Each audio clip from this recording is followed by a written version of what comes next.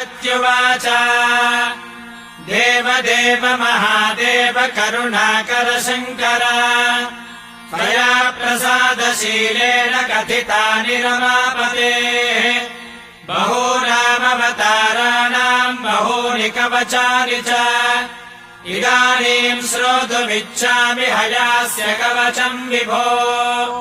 शिव उवाच देवि प्रियम् वदे तुभ्यम् रहस्यमपि मत्प्रिये कलशाम्बुधिबीजोषम् हयास्य कवचम् वदे महाकल्पान्तयामिन्याम् सञ्चरंस्तु हरिः स्वयम् लीलया हयवक्त्राख्यरूपमास्थाय यो हरते पुत्रवात्सल्यतो मह्यम् विरिञ्चिरुपदिष्टवान् हयास्य कवचस्यास्य ऋषिर्ब्रह्मा प्रकीर्तितः।